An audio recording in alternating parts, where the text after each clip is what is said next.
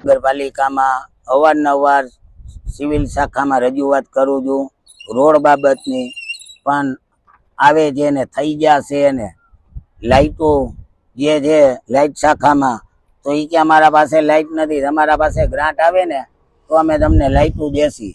Repairing કરવામાં online દુનિયાની રજૂઆતો કરે છે મતદારો, તો લાઇટ રિપેર કર્યા પહેલા તો ઓનલાઈન એ કે સોલ્વ થઈ ગયું ફરિયાદ, ઓનલાઈન લાઇટ રિપેર ના થઈ હોય એ કે સોલ્વ થઈ ગઈ છે.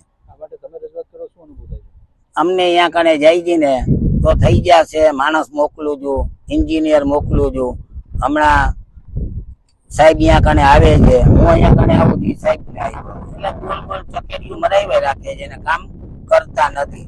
એટલે આપણે કમિશનરશ્રીને એક લેટર લખ્યો છે કે જે ઓફિસોમાં બેઠા બેઠા અધિકારીઓ સલાહ સૂચન દે છે જાવ થઈ જશે, જ્યાં થઈ જશે તો એને રોટેશન મુજબ બદલ્યું કરે, એક બીજા વિભાગમાં હેરફેર કરે, એનાથી જામનગરના કામ થશે.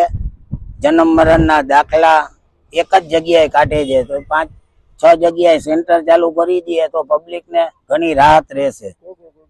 ને ગોલ ગોલ ગોલ ગોલ ફેરવ્યા રાખે છે, તમે આવો ને થઈ જશે ને. હવે હું 1 મહિનાથી કન્ટિન્યુઅસ આ બધા વિભાગમાં જાઉં છું, પણ મને ક્યાંય સંતોષ લાયક જવાબ મળ્યો નથી.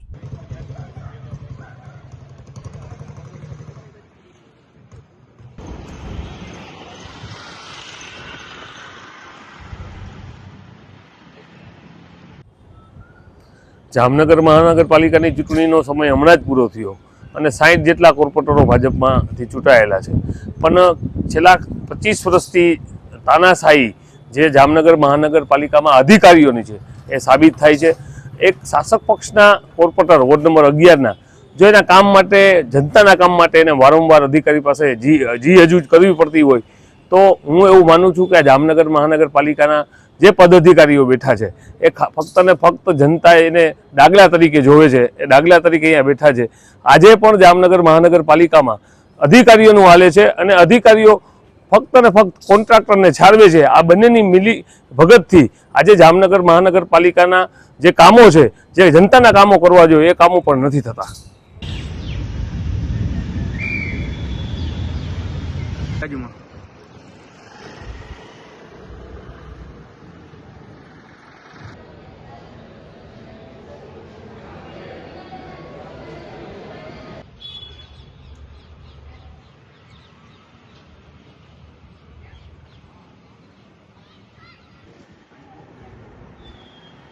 પડે કે આપણા વિસ્તારથી વાંધો છે. હવે આ લોકોને મૌખિક કહેતી ને દિલીપભાઈ માનશે નહીં, આપણે છે ને લેટર ઉપર જ હાલશે.